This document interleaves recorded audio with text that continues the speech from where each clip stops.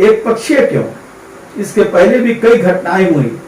शंकर बिगा हुई, लक्ष्मणपुर बातें हुई, बथानी टोला हुई, मियाँपुर हुआ, बेलछी हुआ, इसके अलावा कई घटनाएं हुई। लेकिन उस घटनाओं में हाई कोर्ट ने लोगों को बरी कर दिया, तो सरकार को क्यों नहीं जाना पड़ा सुप्रीम कोर्ट उनमें। लेकिन सुशील मोदी जी के जो उपस्थिति सेनारी में हुई, लक्ष्मणपुर बातें में क्यों नहीं हुई? क्या दलित मारे गए थे इसलिए? बातें में क्यों नहीं गए क्योंकि पिछले मारे गए थे इसलिए? देख रहे हैं एनडीए में जिस तरह से जूतम पैजार हो रहा है, वो जूतम पैजार आने वाले जो भयानक जो घटने होने वाले हैं उसकी आवाज, उसकी जो गूंज जो है वो सुनाई पड़ रही है।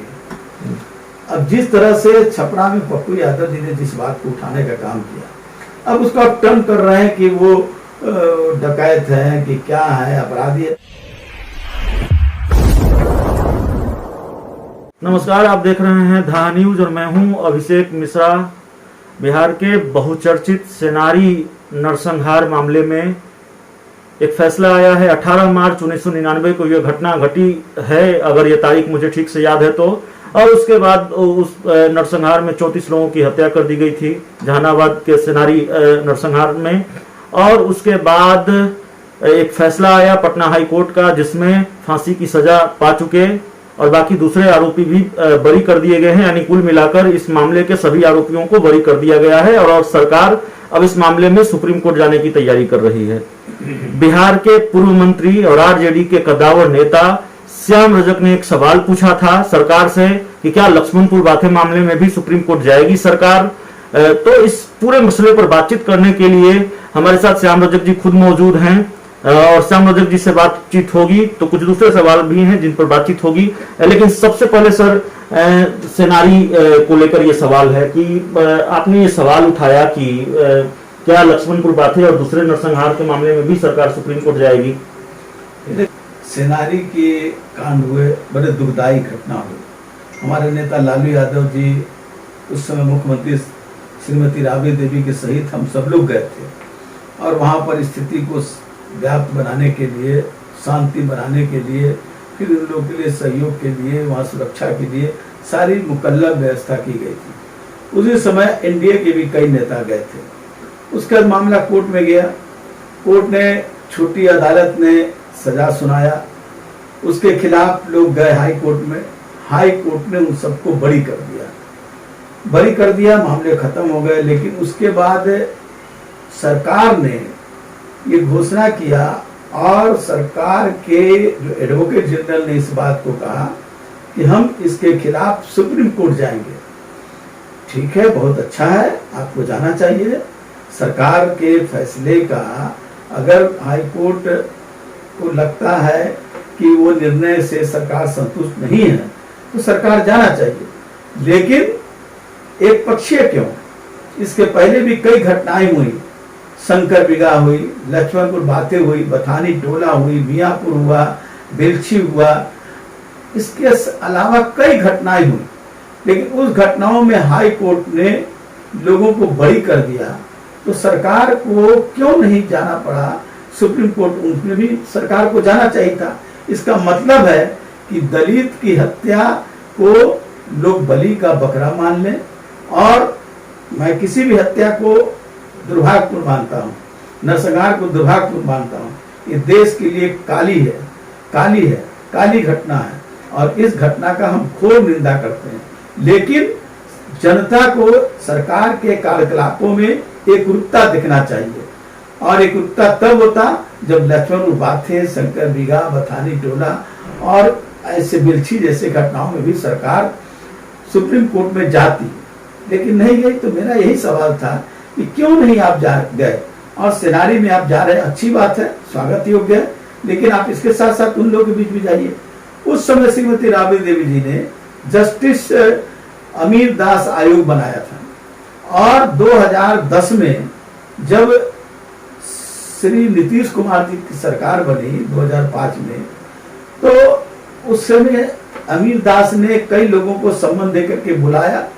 इंडिया के कई नेताओं को उन्होंने जीरा भी की, लेकिन उसके बाद उनके दबाव में आके नीतीश कुमार ने अमीर दास आयोग को बिना कारण बताए उसको भंग कर दिया। मेरा ये कहना है कि आपने क्यों भंग कर दिया? उसमें तो जो नरसंहार थे उसी का पर्दाफाश होना था, आपने भंग कर दिया। अंतरिम रिपोर्ट को भी सरकार को जारी करना चाहिए और बताना चाहिए, अंतरिम रिपोर्ट में देखना चाहिए, और दूध का दूध पानी पानी हो जाएगा कि कौन लोग थे और कौन लोग उसके षड्यंत्रकारी थे। ये सारे कुछ उस अंतरिम रिपोर्ट में है, जिसके बाद की पुष्टि भी जस्टिस अमीर दास ने कहा है। लेकिन इसके बावजूद हमने तो कहा था कि सारे नरसंहार का जो बरी हुए हैं उन सबके खिलाफ सरकार को जाना चाहिए। लेकिन जनता दल यू ने अपनी जो दिशा है, जो उसकी दृष्टि है, जो उसकी सोच है, उसको बताने का काम किया। आज उनके पार्टी के एक वरिष्ठ नेता ने एक बयान दिया एक दैनिक समाचार पत्र में कि राजद जो है वो जाति के चश्मे से देखती है। हम कहते हैं कि हम सब नरसंहारों के बारे में सुप्रीम कोर्ट जाने के लिए कहते हैं सरकार ये जातिवादी है या सेनानी की ही सिर्फ घटना पर सरकार जाए वो जातिवादी है। ये तो खुल्लम खुल्ला है कि जनता दल यू का जो वक्तव्य है इस बात को दर्शाता है कि जो मनुवादी जो सोच है उस सोच के अनुरूप जनता दल यू ने दलित, पिछड़े और अल्पसंख्यकों को अपमानित करने के लिए, उनको अविकसित करने के लिए, उनको अशिक्षित करने के लिए और उनको डरा करके दहशत में रखने का काम करती है। तो जनता दल यू को, नीतीश कुमार जी को इसको संज्ञान लेना चाहिए और तत्काल इस पर स्पष्ट करना चाहिए। लेकिन सेनारी नरसंहार को लेकर बिहार के डिप्टी सीएम सुशील कुमार, पूर्व डिप्टी सीएम सुशील कुमार मोदी भी तमाम तरह के बयान देते रहे हैं और इस फैसले के बाद भी उन्होंने निशाना साधा आरजेडी पर। मैं बड़े ही दुख के साथ कहना चाहता हूँ, सुशील मोदी और भी कई नेता सेनारी गए थे, हम लोग भी गए थे, हम लोगों ने तो हर नरसंहार जहां हुआ था वहां गए थे। लेकिन सुशील मोदी जी के जो उपस्थिति सेनारी में हुई, लक्ष्मणपुर बाथे में क्यों नहीं हुई? क्या दलित मारे गए थे इसलिए? बाथे में क्यों नहीं गए क्योंकि पिछले मारे गए थे इसलिए? तो दलित पिछड़ा जहां मारे जाए वहां सुशील मोदी को जाने में गुरेज लगता है। तो ये जाति के आधार पर बांटना बिहार को, कि बिहार को दहशत में ले जाना, बिहार को दूषित की ओर ले जाना, सुशील मोदी जी भारत के संविधान का जो समतामूलक समाज की बात, जो भारत के संविधान का शपथ लेते हैं, उसका ठीक विपरीत वो अपना व्यवहार करने का काम कर रहे हैं। तो उनको दलितों की हत्या, उनको दया नहीं आती है, उनके मन में ममत्व नहीं आता है। हम तो कहते हैं कि चाहे वो सवर्ण हो, चाहे वो गरीब हो, चाहे वो दलित हो, चाहे पिछड़ा, एक भी अगर नरसंहार होता है, एक भी हत्या होता है, वो देश के लिए, हम सब के लिए दुर्भाग्यपूर्ण है। सबके प्रति हम सब संवेदना व्यक्त करते हैं और सरकार को सब पर उचित कार्रवाई करनी चाहिए। यही कारण है कि अमीर दास आयोग का गठन किया गया, लेकिन उसको भंग कर दिया गया।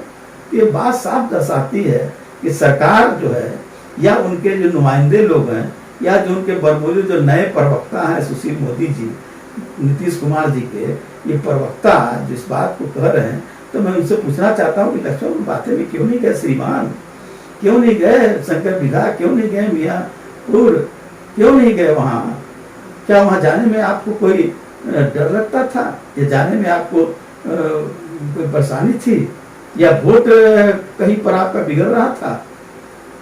सर, लंबे वक्त बाद आपसे मुलाकात हुई है और इसलिए लंबी बातचीत होनी है। अब थोड़ा पॉलिटिकल सवाल पर लौटते हैं। एक भविष्यवाणी आपकी पार्टी की तरफ से की गई थी कि जब पश्चिम बंगाल के चुनाव नतीजे आएंगे तो उसका असर बिहार की राजनीति पर पड़ेगा और ये देखा जा रहा है कि पश्चिम बंगाल के चुनाव नतीजों से आरजेडी या विपक्षी पार्टियां उत्साहित हैं, कई मायनों में जेडीयू भी उत्साहित है। उसका क्या असर होता हुआ बिहार की सियासत में देख रहे हैं? एक अगर ताज़ा मामले को छोड़ दें, एक पुरानी जो तस्वीर रही, पुरानी जो टकराहट रही उपेंद्र कुशवाहा और बीजेपी के प्रदेश अध्यक्ष के बीच सीधी भिड़ंत और तमाम तरह के बयान जो इन दिनों आ रहे हैं, पिछले दिनों आए, दोनों दलों के बीच जो टकराव रहा, कैसे देख रहे हैं इन चीज़ों को? देखिए, मैंने पहले ही कहा था और वो बस साबित हुआ कि बंगाल में हम लोगों ने अपार बहुमत, और हमने उससे भी कहा था जब नॉमिनेशन के पहले और चयन के पहले हम जब जा रहे थे कि बीजेपी 2 से ज्यादा नहीं आएगी, 2 में रहेगी। और वो कितना आया? 77। और ममता दीदी को आया 217। तो ये स्थिति साफ दर्शाती है। इससे सिर्फ बिहार ही नहीं बल्कि देश के तमाम लोग जो लोकतंत्र विश्वास करते हैं, जो देश को गुलाम बनाने के खिलाफ जो लड़ाई लड़ना चाहते हैं, उस सब लोगों में उत्साह का, उल्लास का वातावरण है। कोरोना काल आ गया, कोविड-19 का एक बहुत बड़ा चल रहा है, हम सब लोग उसके आक्रांत लोग हैं, हम लोग सब लोग आक्रांतित लोग हैं, हम सब लोग कोरोना के डायरेक्टिव को मानते हैं, हम जनता को भी कहते हैं कि वो माने। और इसी कारण कई राजनीतिक चीजें अभी यथावत है। लेकिन आप देख रहे हैं एनडीए में जिस तरह से जूतम पैजार हो रहा है, वो जूतम पैजार आने वाले जो भयानक जो घटने होने वाले हैं उसकी आवाज, उसकी जो गूंज जो है वो सुनाई पड़ रही है। एक सवाल यह है सर कि कोविड केयर सेंटर को भी खूब सियासत हुई है या फिर सियासी बवाल रहा है। नेता प्रतिपक्ष तेजस्वी यादव ने अपने आवास को कोविड केयर सेंटर में तब्दील किया और आग्रह किया सरकार से कि देखिए हमने तो यहाँ सारी व्यवस्थाएं कर दी हैं, आप इसका इस्तेमाल कर सकते हैं। और उसको लेकर तमाम तरह के बयान सत्ताधारी दलों की तरफ से, स्वास्थ्य मंत्री की तरफ से कि आप घर में कोविड केयर सेंटर नहीं चला सकते या फिर इजाज़त नहीं दी गई। क्या देख रहे हैं? मैं जानना चाहता हूँ, सुशील मोदी जी जहाँ रहते हैं वो आवासीय क्षेत्र है, फिर आपका ये जो कई जगह है जहाँ आवासीय क्षेत्र है, जहाँ कई बड़े बड़े हॉस्पिटल हैं, कि तेजस्वी जी ने तो हॉस्पिटल की बात नहीं थी, कोविड केयर सेंटर की बात कही थी। और उन्होंने जब एक जनता के वो प्रतिनिधि हैं, जनता के आवाज के वो प्रतीक हैं, तो जनता की दर्द के लिए कोविड केयर सेंटर वो लोग जो उनको सरकार के द्वारा मिला हुआ है पोलो रोड में, उसमें उन्होंने बनाने का काम किया, हर तरह की सुविधा के साथ, डॉक्टरों तक के साथ। सिर्फ सरकार को कहा कि आप इसको हैंड ओवर ले लीजिए और जो मरीज है उसको सरकार या हेल्थ विभाग उसको उसमें अपना इलाज करे और उसका देखभाल करने का काम करे। लेकिन अब सरकार को तो जनता से मतलब है नहीं। देख रहे हैं ऑक्सीजन के कारण कितनी फजीयत हुई सरकार को। अब कई तरह से ऑक्सीजन की अब जब कोविड ही कम हो रहा है तो ऑक्सीजन की भी कमी को पूरी हो रही है। उसी तरह से बेड का, ये तो वर्ल्ड क्लास हॉस्पिटल बना रहे थे पीएमसीएच को, आज स्थिति क्या है। फुलवारी के आप चले जाइए प्राथमिक स्वास्थ्य के, जो मैंने अपने विधायक कोटा से पूरे भवन को बनाया और अपने वेतन के पैसा से वहाँ 30 बेड और उसका ओटी पूरे इक्विपमेंट्स सब देने का काम किया है, सारा कुछ। उसके बाद भी आज जर्जर हालत में पड़ा हुआ है, उसको यूज नहीं कर रहा है सरकार। हमने कई बार जिलाधिकारी को कहा कि आप वहाँ पर कम से कम जांच ही कराना शुरू कर दीजिए या कोविड केयर सेंटर ही बना दीजिए। उसी तरह से हमारे क्षेत्र में कई जगह, कोरियामा हो, सोरमपुर हो, परसा हो, सब जगह भवन बने हुए हैं। उसी तरह बिहार के आपको देख रहे होंगे कई जगह प्राथमिक स्वास्थ्य केंद्र की जो जर्जर हालत है, यहाँ तक कि स्वास्थ्य मंत्री के जो उनका क्षेत्र है उसकी भी हालत जर्जर है।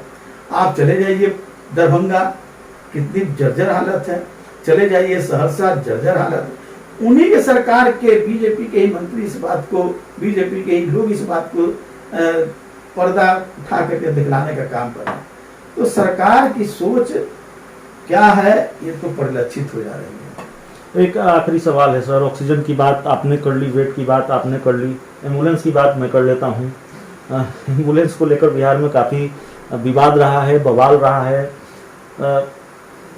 पप्पू यादव की बात मैं कर रहा हूँ। एक बयान आया पप्पू यादव की गिरफ्तारी के तुरंत बाद, मैंने समर्थन भी किया। जी, आपने कहा कि अगर सरकार में जरा सा भी शर्म बची है तो पप्पू यादव की तुरंत रिहाई होनी चाहिए।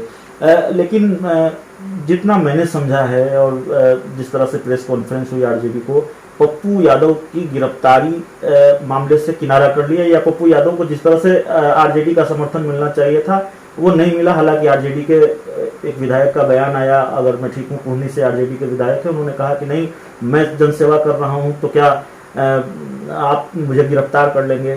तो क्या पप्पू यादव की रिहाई होनी चाहिए और आरजेडी को और मजबूती के साथ खड़े रहना चाहिए था? एम्बुलेंस की बात जहाँ करें, जी मैंने अपने विधायक कोटा से 4 एम्बुलेंस जी पूर्व में दे चुका हूँ, फुलवारी विधानसभा के पुन और फुलवारी में। उसको तो मैं नहीं चला रहा हूँ, वो तो मैंने दे दिया वहाँ के प्रशासन को और वहाँ के हेल्थ विभाग को, और वो चला रहा है बढ़िया से। महावीर कैंसर हो, चाहे आपका एम्स हो, चाहे वो फुलवारी का इमारत सरिया का स्वास्थ्य केंद्र हो या पुनपुन का स्वास्थ्य केंद्र हो। तो जब विधायक कोटा का एक मापदंड होता है, अब जिस तरह से छपरा में पप्पू यादव जी ने जिस बात को उठाने का काम किया, अब उसको आप टर्न कर रहे हैं कि वो डकैत है कि क्या है, अपराधी है। सवाल ये नहीं है, सवाल है जनता के सामग्री को, जनता के सुविधा के लिए जो सामग्री मिली, उस सामग्री का किस तरह से बंदरबाट, जिस तरह से उसका घोटाला, जिस तरह से उसका ये किया गया है, हम इसके खिलाफ है और इस सवाल पर हम बेनकाब करना चाहते हैं। पप्पू यादव ने बेनकाब किया। पप्पू यादव की व्यक्तिगत राजनीति, उनकी दल की राजनीति से मुझे कोई लेना देना नहीं। मैं तो जनता के सवाल पर हूँ, राष्ट्रीय जनता दल भी जनता के सवाल पर है। जनता के सवाल पर हम लोग इस सवाल को उठा रहे हैं और हमारे लोग भी हर जगह लालू यादव जी के निर्देशानुसार, तेजस्वी जी के आग्रह पर हर विधायक, हर नेता अपने अपने इलाके में कोविड केयर सेंटर, सामुदायिक लालू रसोई कराने का जितनी सामर्थ्य है उतना करने का काम कर रहे हैं। लेकिन हम इन सब चीजों में जनता के साथ हैं और जनता के लिए जो भी लड़ेगा उसके हम साथ हैं, उसके साथ हैं। रही बात सरकार की, तो सरकार ने तो देख लीजिए किस तरह तेजस्वी जी के कारण दहशत हुआ है। उन्होंने अपने मंत्रियों को, जो प्रभार वाले मंत्री होते हैं, वो प्रभारी क्षेत्र में जा करके कम से कम वहां सर्किट हाउस में बैठ करके सब चीज का वो ठीक कर सकते थे। लेकिन इतनी डरी हुई है इस राज्य के मुख्यमंत्री और इसकी सरकार कि उन्होंने मंत्रियों पर भी लगाम लगा दिया कि वो नहीं जाए। लगा कि बीजेपी के लोग जा रहे हैं, राजद के लोग जब कर रहे हैं तो जनता दल के लोग तो नहीं जा रहे। जाने वाले लोग, उनकी सोच ही नहीं है। उनकी सोच तो सामंती सोच है, मनुवादी सोच है। रियल में कहा जाए तो वो दलितों के, गरीबों के हरदम सिर्फ भाषण देना अलग चीज है, लेकिन सतह पर काम करना नहीं। तेजस्वी जी ने इस बात को करने का काम किया। सब जगह हमारे देखिए, नवादा में कामरान ने अरब से ऑक्सीजन सिलेंडर मंगवाने का काम किया, अपने पैसे से बेड कराने का काम किया। हमारा कुर्री में हमारे विधायक, हमारे पूरे बिहार में जहाँ जहाँ हमारे विधायक हैं 75 जगह, फिर हमारे एमएलसी हैं, हर एक जगह अपने स्तर से काम कर रहे हैं। तो इससे दहशत पा करके श्री नीतीश कुमार जी ने इस पर लगाम लगाने का काम किया। लेकिन जनता सब है, जनता जानती है, जनता किसी चीज को छिपती नहीं है।